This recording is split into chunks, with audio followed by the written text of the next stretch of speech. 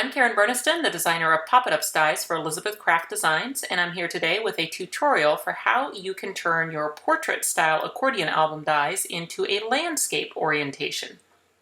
For today's tutorial, I'm going to use item number 903, which is the Katie Label Accordion, and you can see there from the packaging and from the sample I'll show you that it is designed to be a portrait-style album, which means that the label is a vertical label. And that works great for most designs, but sometimes you have something that's a little too wide for that album, but it sure would be great if it were possible to build it in the landscape orientation. So that's what we're going to do today. Step one is going to be die cut, die cut, die cut. Because for each page, in my case I'm making a 3-page album, I'm going to make one page which is the decorative color or pattern that I want to be visible, and then I need to cut 2 additional cardstock pages for each one of those album pages. So basically, to make a 3-page album, I need 9 pages. I'm going to start first with the pages that are going to be the visible decorative pages, and in all 3 of those pages I do not need that long side tab. Since we're changing the orientation of this, that long tab isn't going to be necessary. We'll actually make new tabs that will be on the side of the album.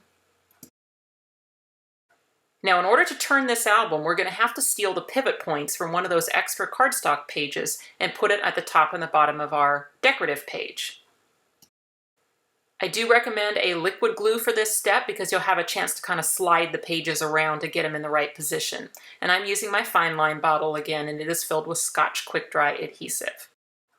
The glue is going to go on the cardstock page, and what I'm going to do is I'm going to put some adhesive up in the outer frame that's above the pivot point, and then down in the label that's below the pivot point. And just put enough on there that you'll have an area that can secure back behind your decorative page. So it's up to you as to whether or not you use the same color for the pivot points or whether you use a contrasting color. I decided to go for contrast, both for the video and just for ease. But what I'm looking to do is have that little tip of the Katie label there on my decorative page, the wood grain page. I need that little tip to come right up to the pivot point on the brown cardstock page. A brayer is a great tool for actually squishing those 2 things together once you get them positioned correctly. And let me give a little close up here so you can see what I mean by positioning. The tip there of that wood grain label is coming right up. See where the cut line stops? Right there, that's the pivot point.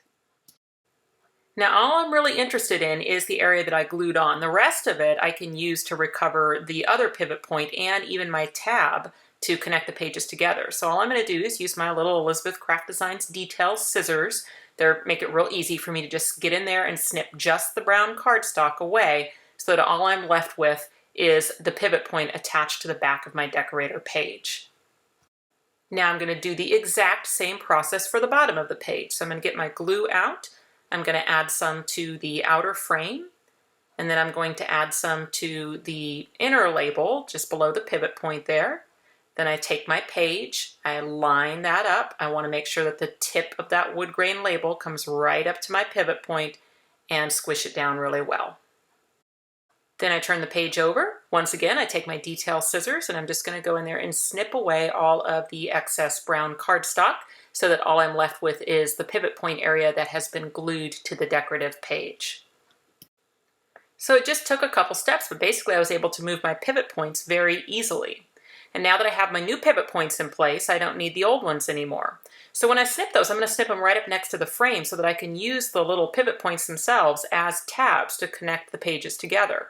But once I get them snipped, you can see now I can start pivoting that page on my new pivot points, and you see that I've made basically a landscape version of the accordion album page. Now I'm going to need a tab on the side of the page to be able to connect it to its neighbor, and I can do that by just recovering the long tab from my little scrap pieces that remain, and I'll be able to use that now to fashion a short tab that can go on the side of the page to connect it to its neighbor. Now a good adhesive for this step would be the Elizabeth Craft Designs double-sided adhesive, and it does come in a variety of different size rolls, including one that's actually the perfect size for the tabs of the accordion albums. And all I did is I just added the tape to both halves of the hinge, and one half is going to glue up behind that first page there. I'll leave the liner on the tape for the tab for now until I've got my second page prepared. I'm also not going to need those little tabs that were originally on the page to be able to connect it to its neighbor, since now I've switched it to a landscape orientation, so I'll just cut those 2 tabs right off. All I did now is just repeat that exact same process to make 2 more album pages with the landscape orientation. I only put the side tab on page 2. I didn't put it on page 3 because there is no page 4. And now as far as using those tabs to attach the pages together, you can do it just like a typical accordion. It's up to you whether you just lay them flat, or in my case, I kind of like to take the next page and turn it like a book and set it face to face on the page before. It helps me line up the bottom edges so I know it'll stand up straight on the table.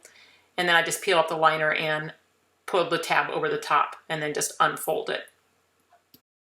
You can see now that this is actually ready to assemble. I can decorate it and assemble it. But remember I cut those additional 3 cardstock pages, and I did that because I don't like the back of this album. It looks kind of messy and junky with those, you know, just little hand-trimmed pivot points in there. Plus, one of those pages is going to become the front of the album, so I definitely want that to look pretty. So what I'm going to do with my 3 additional cardstock pages is I'm just going to cut off the side tabs and gut them so that I will end up with an outer frame and an inner label. So that means I take off all of the tabs and the pivot points, and I just have 2 pieces, a label and a frame. And then those can just glue right on the back of each of those pages to kind of pretty them up and stiffen them up a little bit, because I did use pattern paper for my decorative pages. So now basically I've just made a regular accordion album. It's ready for its small tab assembly, but I'll want to do any decorating that I want to do while the album is still flat. So frame edges are still going to fit even in the landscape orientation, and I'm going to use number 905, the Katie Holly frame edges. Frame edges, especially when they're intricate, are going to go on so much easier if you start by adding the double-sided adhesive sheets to the back of the cardstock before you die cut. Then you'll be able to just peel up those frame edges and they are a sticker. Now the secret for getting started with the Katie album is I always start in the center of the long side, because you can see I've got that little triple holly leaf section right in the center, and I can line that up with the pivot point. And then you make sure that you have an equal amount of space showing above and below the frame edge. That's how they float in the middle. So they don't line up with the outside edge and they don't line up with the inside edge. They actually float the distance in the middle. And when you take your time placing that first one, then you'll be able to butt the next one right up to its neighbor, then butt the next one right up to its neighbor, follow it all the way around the curve, and you will get a perfect frame. You may have noticed too that I wasn't mashing them down really hard until I get to the final one, because that way if I don't mash them too hard, I can still kind of zhuzh them a little bit. So you can see there I got around and there's just a little bubble in my side, so I'm just going to kind of press it out. It'll just shift that top one a little bit to make room for it, and there you have it, an absolutely perfect frame floating in the distance of that outer page frame. One thing that I thought would look really nice on this album would be the 2 new characters, Dutch the Fox and Honey the Bear. All of the character dice have similar characteristics, and the most telling is those big eyeballs. They all have those really big eyes. They have a detail layer that layers over the shadow layer. That's what gives the character detail. And because of their styling, kind of cartoonish, they really do have a lot of character. They're called characters for a reason. So if I had used them in their traditional styling on this album, they definitely would have sort of jumped to the forefront. They would have really drawn your eye. And instead, I wanted to have them blend more into the overall feel of the album. And so I decided to repurpose them a little bit and style them as woodland creatures. So let me show you that styling for each of those 2 characters then. For both characters, I'm not going to use the detail layer. I'm going to use instead some pieces that fall out of the detail layer, and I'm going to use those on the shadow layer. So what I've done for Dutch is I've cut the shadow layer, I've cut the little white pieces, I've cut the little black pieces, and then I'm going to ink up that shadow layer so it'll be a color that I want for my fox. So when I'm going to style him as a woodland creature, I want the little middle parts of the ear that fell out when I cut the detail layer, and I want the little line that separates the tail from the body. And if you use double-sided adhesive on the back of the brown cardstock before you die cut, then it'll be real easy to place that because it's already a sticker. And you can see that I also added those little pieces that fell out of his ears, so the ones from the detail layer. So normally those would be holes that the detail layer would leave, the shadow layer would create the color for those items, but instead I used the positive space that came out of there. And then all of the little white pieces, those actually are on their own little die, so those were real easy. I just die cut them, and I'll just line them up where I want them on the fox and glue them right on. Or I could have used double-sided adhesive behind the cardstock, I just didn't happen to think of it. Then what I'm going to do for the eyes is I'm actually going to use the pupil part. So I'm not using the big eyeball, I'm using the part that is usually a hole, and I'm using it as a positive space. And there you can see my little woodland Dutch. So I'm going to do the same thing with Honey the bear. I'm going to use the pieces that fell out of the detail layer for his ears. There is a piece to make his snout, but I will need to go grab it in brown, the little piece that came out the middle, to fill in his nose. And then there's those little lines. Once again, those would normally be trash. They would fall out of the detail layer, but I'm going to use them as their positive space instead to define his arms. His little paws are on their own little separate die. Those are easy. Just die cut them and glue them on. And then once again, I'm going to take the pupils, which would normally be trash. I'm going to use the positive space of those by just die cutting them out of a dark cardstock that had the double-sided adhesive behind it. And then I'll be able to just place those right where I want them. And then one last little step to kind of bring them to life would be to take a white gel pen and just add a dot of white, a catch light, in each of the eyes for both Honey and for Dutch. So here is my finished little Honey the woodland bear, and now that's ready to go on the album to finish out my decorations. After all the decorations are done, then it's time to just go ahead and finish out the assembly. And that's what those little short side tabs are for, those pivot points that we left on. Those are going to become the new small tabs that are connecting the pages together. Now, if you've got room to slide those in between the two layers, that's great because then your tab is hidden. But if not, it can just glue to the back like you would normally do with any accordion album that you were assembling. Now, if you need a refresher on how to assemble the accordions, there are other videos that go through this more in depth. This one I'm just kind of assuming, since you're watching a convert your album to a different way type of video, that you've probably already assembled it once or twice so that you know this little process here. But basically you want your small labels attached to each other using those small tabs, and notice how they shoot straight through the album. So they connect to each other in front of the valley and behind the mountain. And then the way you train them is you hold just the labels themselves and you twist that whole set to go opposite your big frames. And then you just give everything a good squish.